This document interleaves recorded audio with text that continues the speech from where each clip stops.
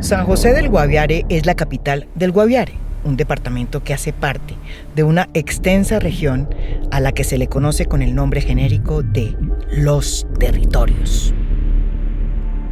Para ser más claros y para que me entiendan, los territorios son en realidad el nombre que se le dieron a las regiones que desde el siglo XIX, oíganme bien, fueron relegadas a la periferia por las élites gobernantes y que quedaron excluidas de las políticas sociales y económicas.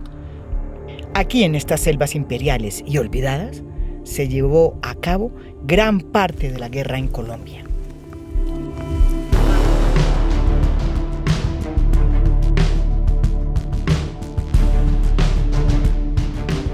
Esta selva que ven ustedes aquí fue el epicentro de una de las guerras más largas de la historia y del mundo, yo creo, porque duró casi que más de 60 años. En esta selva no había Estado, no había un Estado fuerte que llegara a imponer el orden ni a imponer el Estado de Derecho. ¿Qué fue lo que hubo acá? Un Estado paralelo. ¿Que fue impuesto por quién? Por las FARC, que fue la guerrilla que combatió durante muchísimos años al Estado colombiano, porque quería cambiar esta sociedad. ¿Cómo funcionó este Estado paralelo? ¿Por qué funcionó tanto? ¿Cómo se articuló a la población? ¿Y qué pasó, sobre todo, después de que hubo un acuerdo de paz?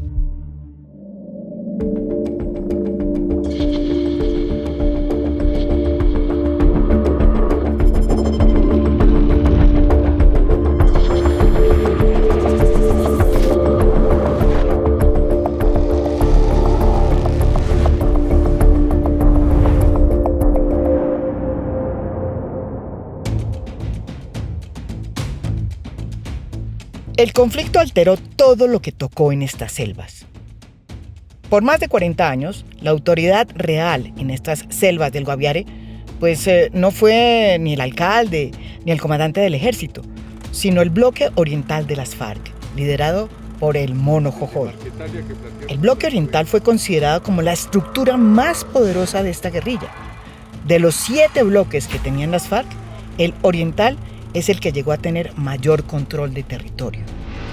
Su radio de influencia era inmenso y empezaba desde la frontera con el Brasil, subía por el Guainía, seguía por Vichada, Vaupés, Guaviare, Meta, Cundinamarca, hasta llegar a las goteras de Bogotá, la gran capital. Este estado paralelo funcionaba como un poder militar y su legitimidad residía en las armas. Su base social la constituían las juntas de acción comunal, y aunque en algunas ocasiones los reglamentos de convivencia eran realizados conjuntamente con estas comunidades, la mayoría de las veces las órdenes las imponían las FARC, que eran la única autoridad reconocida en el territorio.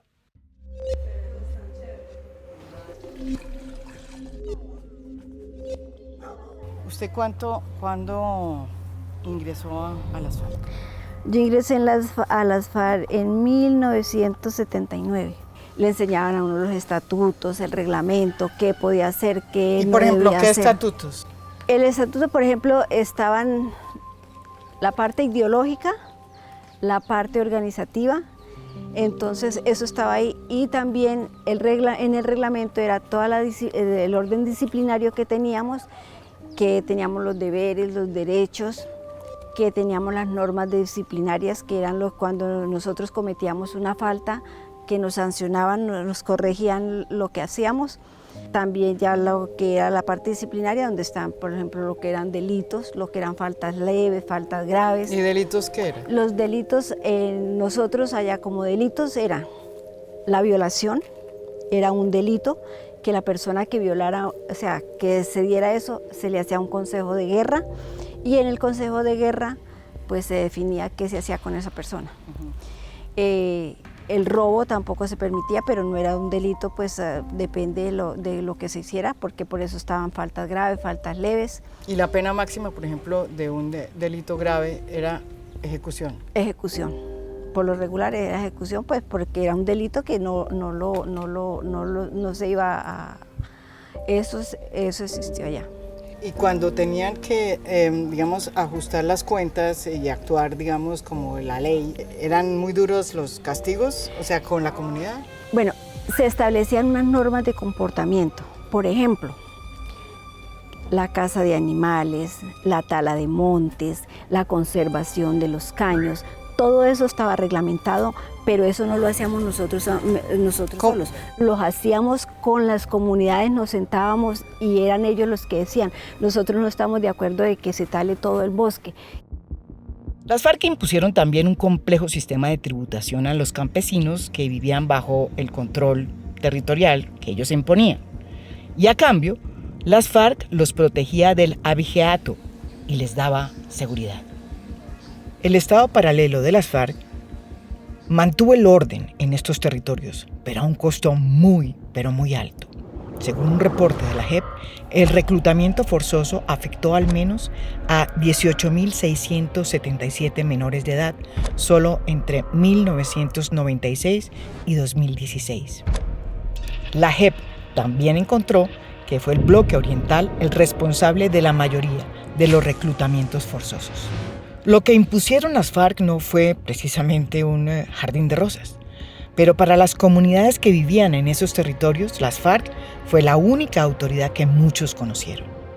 Nosotros llegamos aquí al departamento del Guaviare pues buscando opciones de vida, porque en otros sectores no la teníamos, no teníamos la oportunidad de un trabajo, de pronto adquirir tierras para poder trabajar.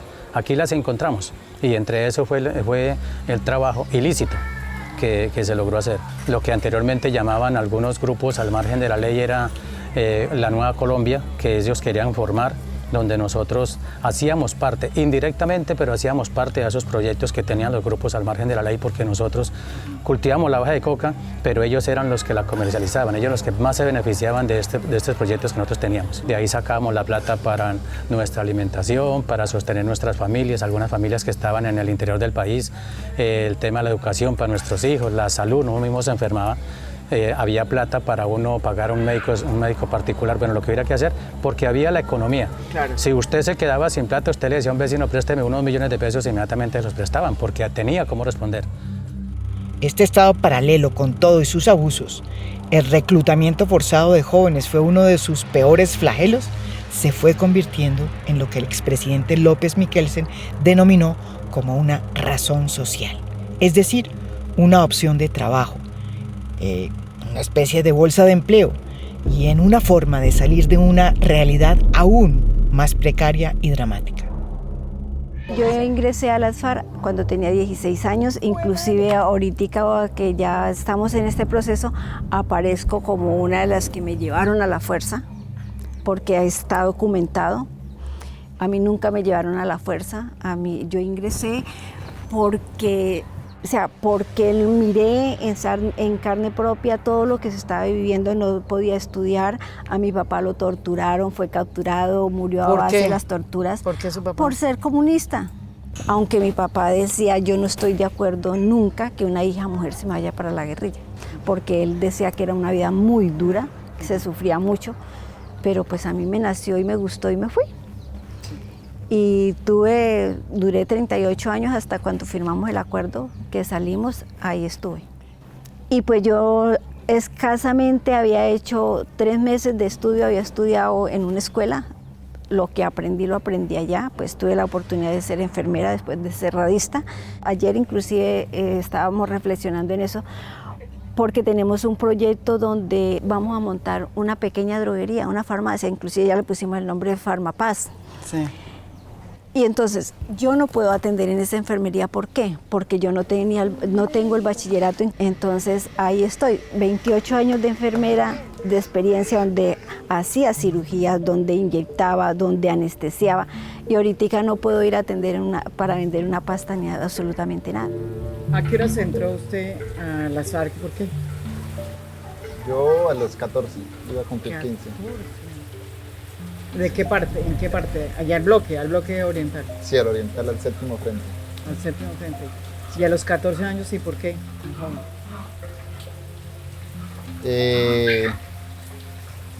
Pues básicamente porque yo soy de una región efectivamente donde todo el tiempo las FARC tuvo influencia Tuve varios primos y hermanos que ingresaron a las FARC, de los cuales pues, prácticamente que ellos solo, los demás murieron y una prima está desaparecida desde el 98. O sea, toda su familia estaba en las FARC. Dos primos, dos hermanos, de los cuales no salieron. ¿Y entonces por qué se metió? ¿Por qué fue? Yo creo que es algo que se relaciona mucho más como con, digamos, un gusto personal, una afición de uno de joven. ¿Le gustaba cómo sí, se vestían con las armas que llevaban? Un tema... ¿Cómo era?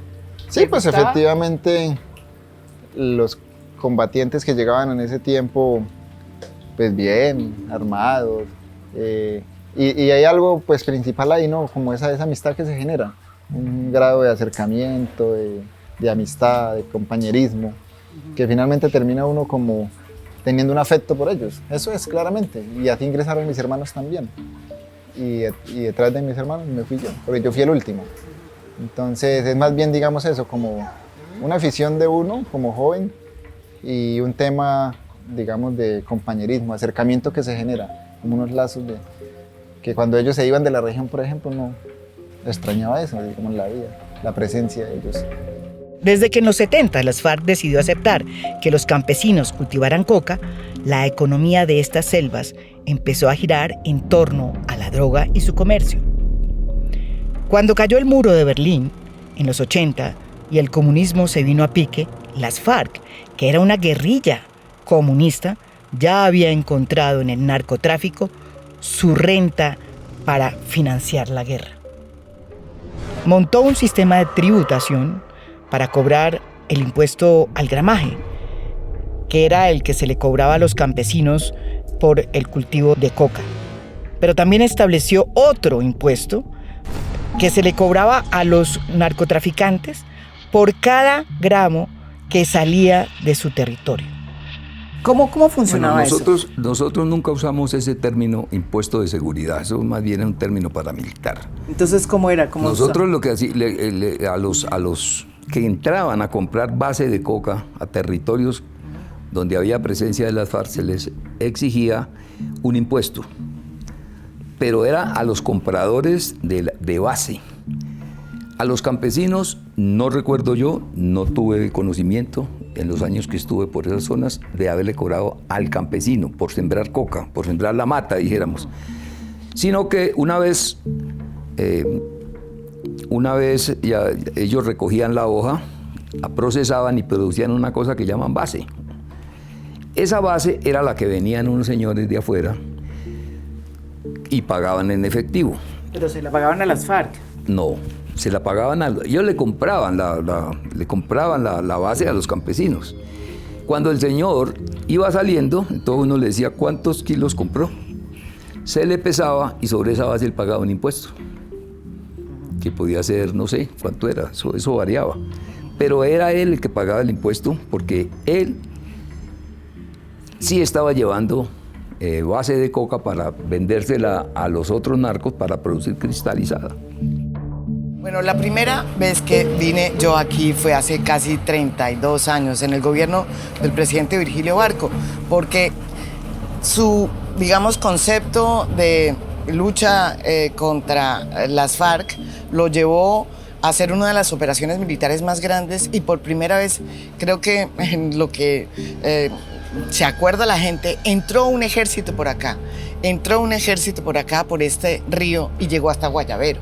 Yo entré en el grupo de periodistas que íbamos detrás del ejército, porque detrás del ejército venía por primera vez un plan nacional de rehabilitación de estas zonas, precisamente para hacer lo que el acuerdo de paz, tantos años después, casi 34 años después, quería volver a hacer y por lo cual se firmó, que era volver otra vez a integrar estos territorios, que son territorios donde las FARC estuvo y creó un Estado y los paras también estuvieron, y donde el Estado Nacional ha sido incapaz de subsistir.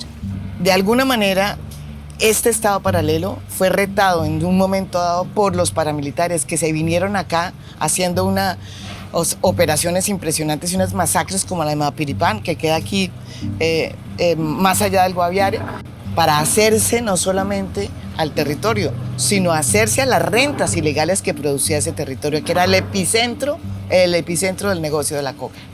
El día que se firmó el acuerdo de paz, muchos fueron los campesinos que creyeron que al fin habían encontrado la salida para salir de la ilegalidad. Pero hoy, luego de 4 años, no han podido salir de ella. ¿Por qué nosotros tomamos la decisión de cambiar el tema de los cultivos? Porque nosotros nos cansamos de ser ilegales. Siempre que venía la fuerza pública aquí era un problema, era un inconveniente. Siempre que uno trabaja con estos cultivos ilícitos, lo que hace es apoyar grupos al margen de la ley, donde nosotros prácticamente vivíamos como sometidos a las leyes o lo que ellos expusieran. Bueno, ¿y qué pasó después de 4 años? Porque eso se firmó hace 4 años. Bueno, nosotros hicimos un proyecto con el proyecto PENIS hace 4 años porque el convenio era por 2 años. Se llegan los 2 años, no hubo cumplimiento. El primer incumplimiento por parte del Estado o del proyecto PENIS era que cada 2 meses se le iba a dar a cada campesino la cuota de 2 millones de pesos, cosa que nunca se cumplió. Eso se fue, las 12 millones de pesos se fueron a 2 años. Esos 2 años, la gente que recibió esos 12 millones de pesos, eso se volvió plata de bolsillo. O sea, como las Naciones Unidas vinieron aquí para yo poder participar, me dijeron, usted tiene que tener su finca totalmente limpia de coca. Y cuando ya ellos iban y me hacían la visita ocular y decían, Jessy puede participar en el proyecto, ahí me comenzaron a desembolsar, pero esos 12 millones de pesos los recibí en 2 años. Entonces esos 12 millones de pesos que yo recibí se me volvió como en bolsillo, en plata de bolsillo, porque con eso yo tenía que sostener a mi familia, porque ya no tenía la coca, que era lo que me proveía. Me daba la comida, ¿sí me entiende? Para mí, para mi familia, lo del estudio, lo de salud, todo lo que tenía que ver con sostenimiento de mis obligaciones. Muchos de los que apostaron porque la coca se iba de esta tierra, de esta región, están casi que al borde de volver otra vez a cultivar. ¿Qué está pasando? O sea, ¿qué está pasando con el campesinado y en el caso suyo, qué está pasando? Bueno, hay mucha gente que ya se desplazó a diferentes sitios, a seguir avanzando, a seguir sembrando hoja de coca. En la frontera, donde iba la frontera, abriendo más espacios, deteriorando más. O sea, talando. Talando nuevamente. Talando para sembrar coca, pero abriendo la frontera de la selva. Correcto.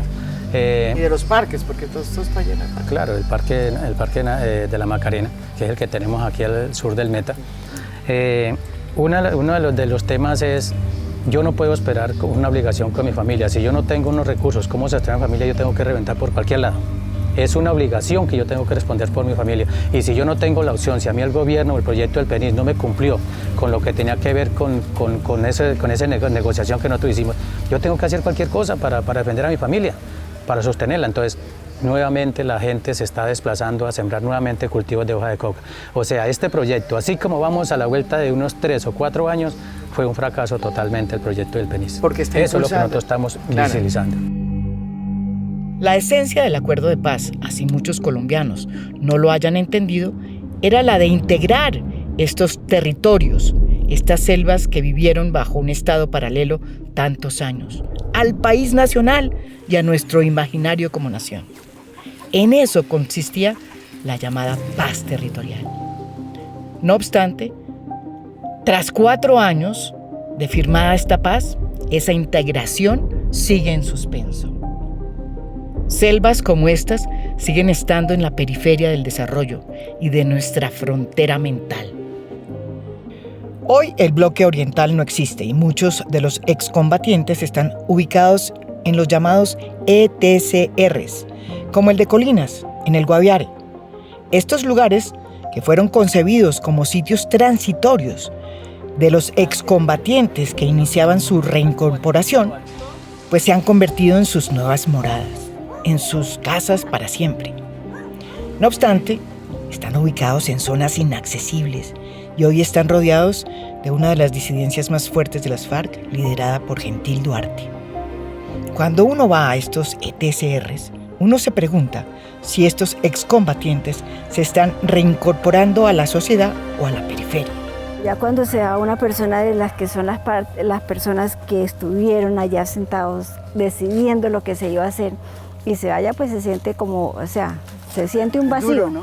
Se siente que es algo duro, pero pues también uno dice, es la decisión de esa persona, cada cual piensa, actúa como piensa, bueno, Y si él decidió eso, pues ¿qué vamos a hacer? Tenemos que seguir los que quedamos. Durante la guerra, estas selvas, que tienen una de las biodiversidades más ricas del mundo, fueron preservadas porque las propias FARC fueron afinando sus políticas medioambientales. La firma de la paz ha permitido que estas selvas majestuosas se empiecen a conocer. No obstante, lo que preservó la guerra está hoy en riesgo.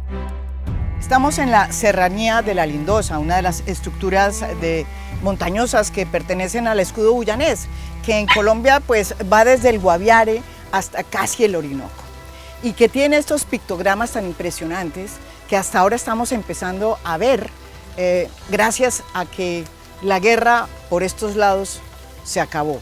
Por lo pronto está domada, y que estos pictogramas que vemos tienen casi 12.000 años de edad.